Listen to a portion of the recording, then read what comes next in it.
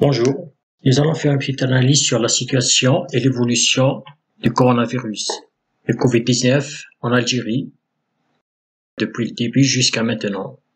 Nous allons nous baser sur des données officielles et présenter cela sous forme d'une courbe pour présenter l'évolution. Donc on voit que le coronavirus en Algérie a commencé donc comme un peu partout au mois de mars avec quelques petits cas.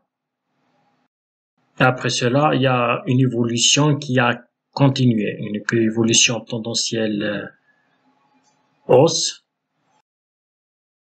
Les premiers cas, donc, c'était le 5, il y avait 0. Le 6 mars, on a enregistré 5 cas. Et l'évolution a continué à monter. Pour atteindre, donc, le premier pic qu'on a pu rencontrer, c'était le mois de juillet. Fin juillet, 28, 29, où elle a atteint le premier pic de la première vague. Après cela, donc, il y a une baisse,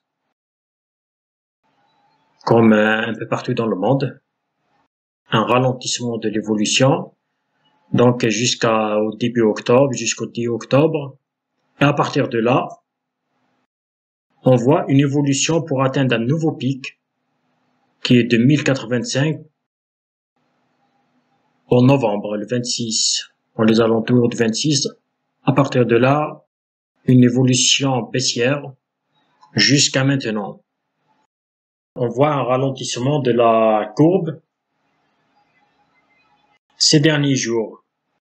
Mais la courbe en général, elle correspond à ce qui se passe ailleurs dans le monde. Elle n'est pas plus touchée qu'ailleurs. Ce qui peut biaiser donc ces chiffres, c'est que c'est les tests. En Algérie, elle fait pas autant de tests que dans les pays européens, par exemple. On teste que les personnes qui sont symptomatiques. Sachant que dans le Covid, il y a beaucoup de personnes qui sont asymptomatiques, mais qui portent le virus en eux. Ces personnes-là ne sont pas comptées donc dans cette courbe, ne sont pas comptabilisées comme des cas étant atteints du Covid. Donc, ça peut biaiser ces chiffres. Parce qu'il y a beaucoup de personnes qui ne sont pas comptabilisées, et c'est possible qu'il y a beaucoup plus. Mais en règle générale, tout cela correspond donc à cette tendance-là. Même s'il y a un peu plus, mais la tendance va rester la même. Donc après avoir vu l'évolution des cas, nous allons voir l'évolution des décès. L'Algérie donc, a enregistré beaucoup de décès aussi, mais ça reste toujours dans la moyenne mondiale, en comparaison entre le nombre de décès par rapport au nombre de cas. Cela pourrait être plus bas s'il y avait beaucoup plus de tests. Donc il y aurait la tendance, le pourcentage de décès par rapport au nombre de morts aurait pu être moins.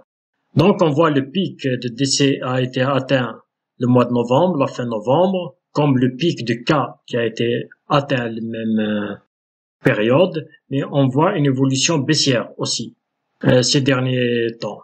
Donc la moyenne entre les décès et le nombre de cas comptabilisés officiellement correspond à la moyenne mondiale des cas. L'Algérie a su traiter, a su gérer ces cas, ces personnes, ces malades qui ont été contaminés par le Covid-19. Elle n'a pas été moins ou plus touchée ou bien moins gérer la situation du Covid. Ce qui aurait été plus intéressant donc, c'était d'augmenter les tests pour pouvoir limiter et mieux traiter à l'avance avant que les personnes puissent entrer en détresse respiratoire, que leur situation s'aggrave, qu'on puisse les traiter à l'avance. Il aurait fallu généraliser donc les tests. Mais en général, la situation de la pandémie en Algérie correspond à ce qui est fait ailleurs dans le monde. Merci.